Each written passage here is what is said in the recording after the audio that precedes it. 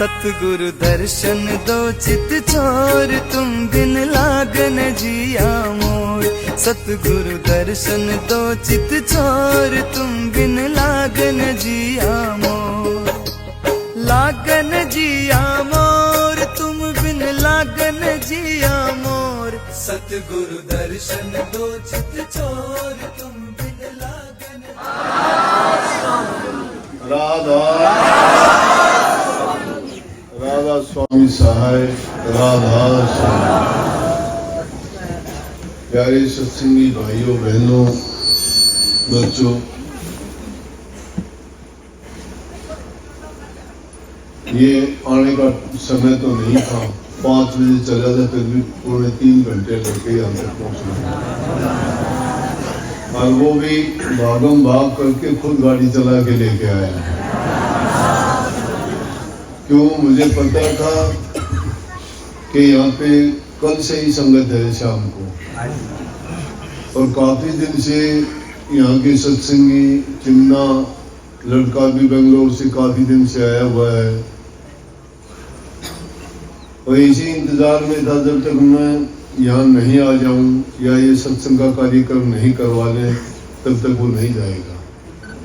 लेकिन क्या करूं, इधर उधर जाने में सत्संग और के कार्यक्रम संगत ज्यादा बढ़ने के कारण मुश्किल तो होता है, लेकिन फिर भी यहाँ के लिए समय मैं इसलिए निकालता हूँ कि देखो चाहे छोटी जगह बनाई है, सत्संग का रूप दे, सत्संग का ही रूप दे रखा है, और साल में एक बार बुलाते ही हो। और फिर दूसरी चीज, जब राजस्थान के आश्रम में आने में मजा भी अलग है, क्योंकि आप लोगों का प्यार विश्वास बहुत ज्यादा है। पूरी रात से इतनी सर्दी में जब आप यहाँ रुके हुए थे, मेरा क्या रह गया, 3 घंटे मिलता जी आया।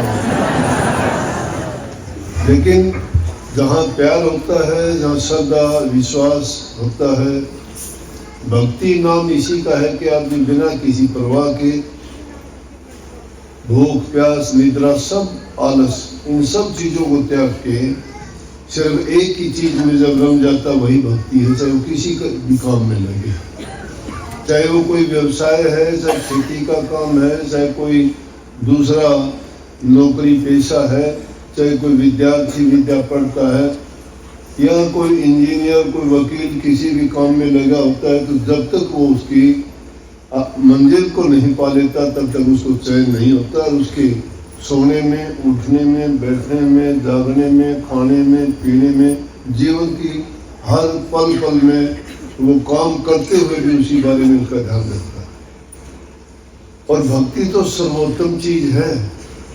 दुनियादारी के जितने कार्य धंधे या हमारे जीवन में जितने भी हमारे संबंध जुड़े हैं, वो हमको ये फुर्सत ही नहीं लगने देते कि कब परमात्मा का नाम लें।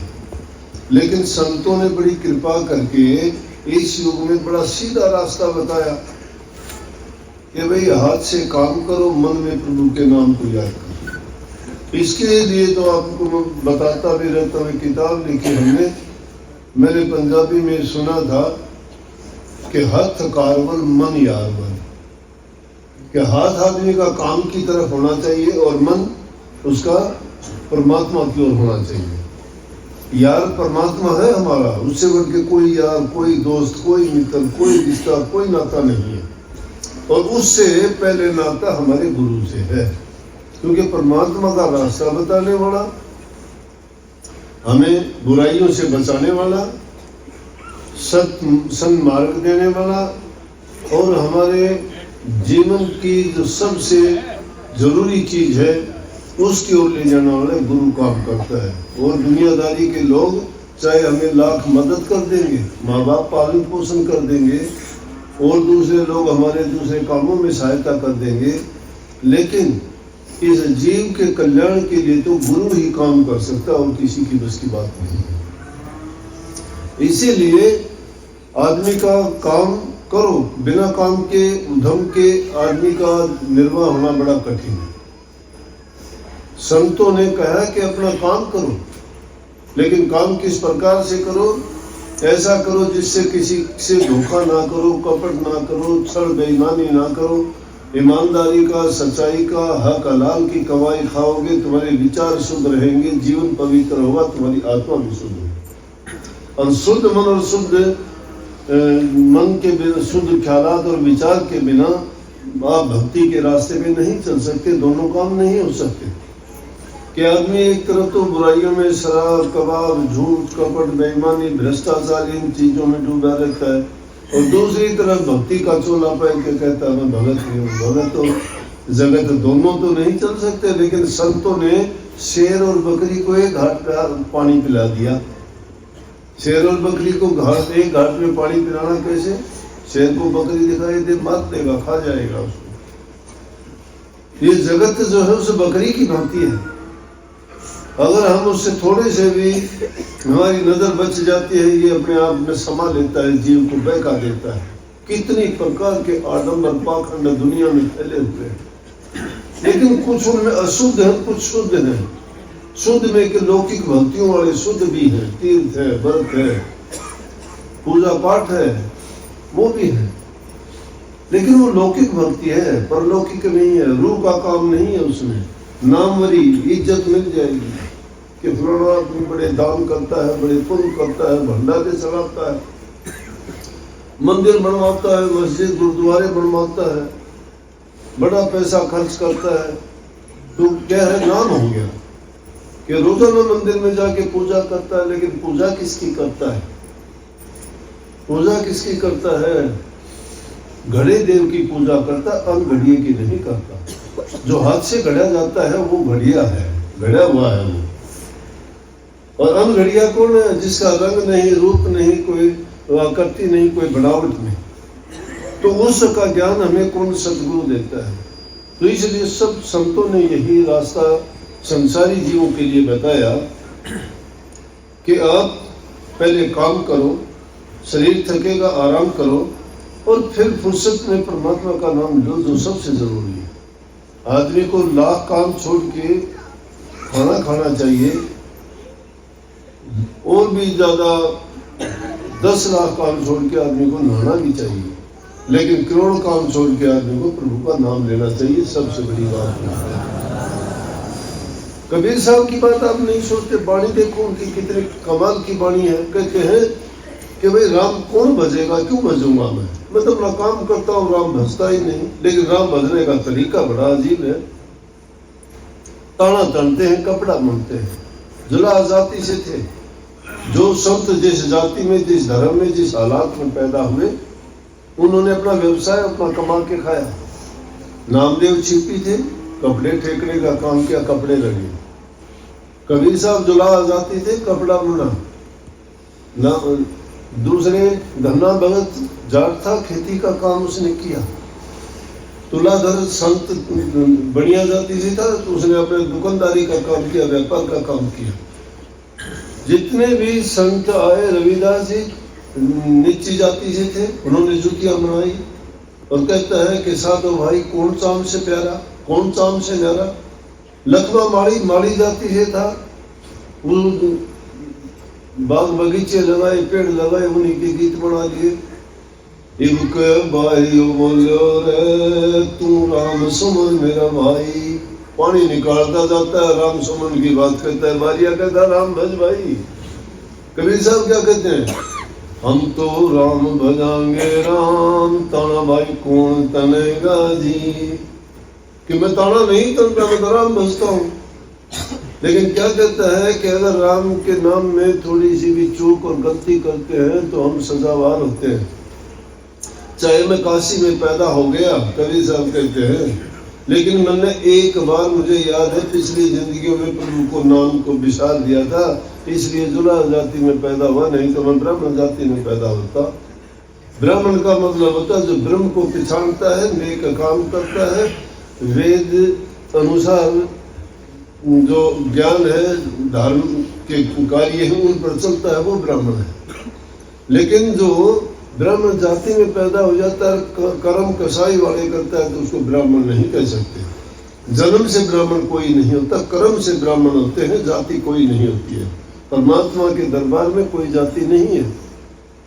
इंसान सब एक ही जाति है, सबका खून एक जैसा है, लाल है, चाहे वो किसी जाति का। जाति तो इंसान ने बनाई है। आदमी को नफरत करनी चाहिए पाप से, पापी से नहीं। कर्म करता है इंसान, उसके बुरे कर्म से नफरत करो। इसलिए जाति पाति कोई नहीं है, जाति पाति पूछे नहीं कोई, हरि को भजे सो हरि को हुई। हम परमात्मा की संतान है, सभी हरिजन हैं, हरि के संतान, उसके पैदा किए हुए हैं, और उसकी संतान वही है जो उसको याद करता है, चाहे वो किसी भी जाति में पैदा हुआ है। अगर उसको याद नहीं करते, प्रभु की भक्ति नहीं करते, तो इंसान का चोला व्यर्थ है। कोटि जन्मों में भटका खाया था, जब इंसान का चोला मिला था, एक दिन में नहीं मिला। लेकिन उसको क्या करते, इतने पवित्र शरीर मिलने के बाद भी कोई शराब, कोई कबाब, कोई जुआ, कोई जामनी, कोई लड़ाई, कोई झगड़ा, कोई भ्रष्टाचार, कितने कितने गंदे कर्मों में इतने पवित्र जीवन को बर्बाद करके चले जाते हैं। मतलब ही नहीं समझते जीवन है क्या। इंसान अपनी कीमत नहीं जानता, मैं हूं क्या। लेकिन देवी देवता भी कहते हैं कि हमें अगर अवसर मिल जाए, ये कि हमें एक बार इंसान का चोला मिल जाए, तो हम जो करना चाहिए वो काम कर ले। इंसान नहीं समझता हमें क्या करना चाहिए। करने का काम है कि रूह परमात्मा से बिछड़ी हुई है, उसके दरबार में रहती थी, लेकिन ये बिछड़ गई अपने कर्म के अनुसार, फिर इस काल और माया के देश में फंस के रह गई। अब उससे दोबारा नहीं मिल सकती। लेकिन वक्त के गुरु जब मिलते हैं और वो अपने संदेश दुनियादारी के जीवों को देते हैं, वो उनसे करनी करवा के वापस उनके देश में भेज देते हैं। ना कोई दुख है, ना कोई किसी प्रकार का बैर विरोध है, वहाँ पे आनंद ही आनंद है। और ये रूह इसीलिए परमात्मा के रूप है। लेकिन यहाँ आने के बाद अपने कर्मों के कारण ऊंची नीची होने में पड़ी। तो इंसान को नेक कर्म करने चाहिए, घरों में प्यार प्रेम शांति से रहना चाहिए। हम जाते मंदिरों में हैं, जाते गुरु के पास है, पूजा पाठ करते हैं और कहते हैं हम सत्संगी हैं, गुरु से नाम की दीक्षा ली है। घरों के हालात देखो तो बहुत बुरे, आपस में लड़ाई झगड़ा करते हो, बूढ़े बुजुर्ग की इज्जत कदर नहीं करते, जबान से गंदे मंदे बोल के विरोध पैदा कर लेते हो, लड़ाई झगड़ा करते हो। क्या मिलेगा? जीवन कितने दिन का है? बहुत छोटा सा जीवन है, संदेशा नहीं देता उसका कोई। जब मौत आती है तो जाते वक्त पता ही नहीं लगता कब जाएगा।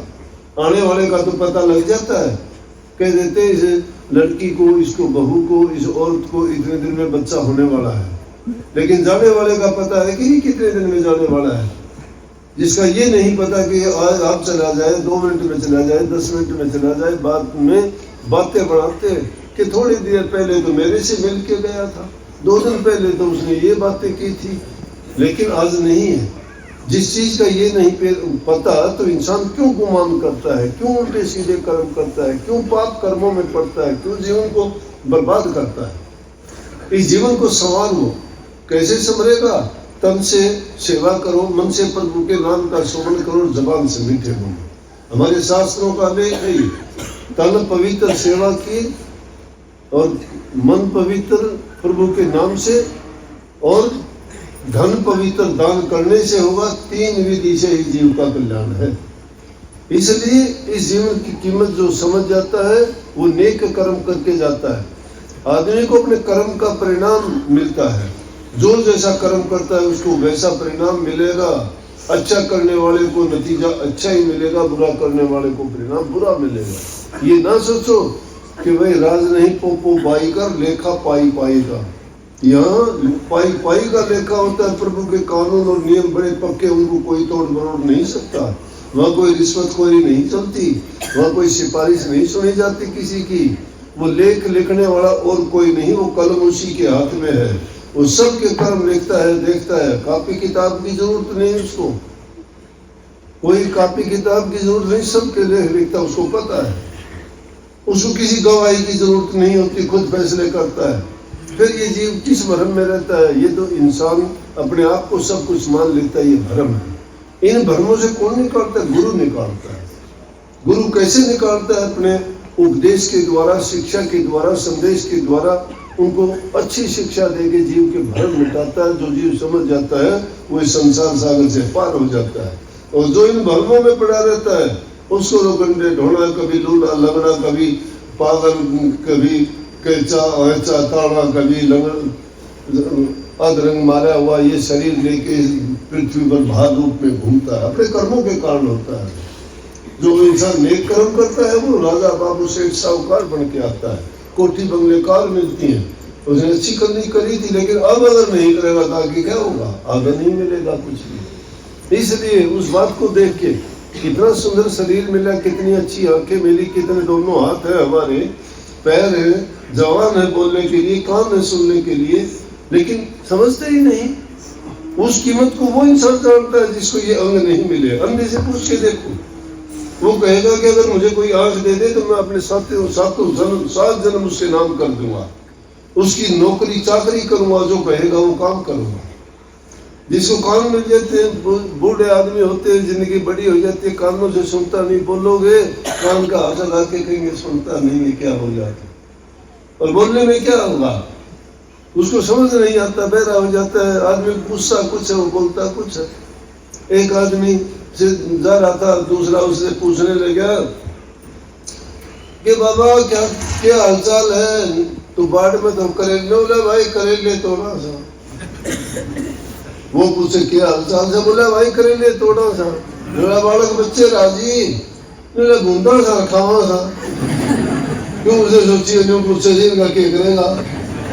तो जब ये हालत हो जाती है, ये पता ही नहीं लगता अगला पूछता क्या है। लेकिन हमें सारी चीज मिली है, सुनता अच्छा है, देखते खूब है, दिमाग बहुत, बुद्धि बहुत है।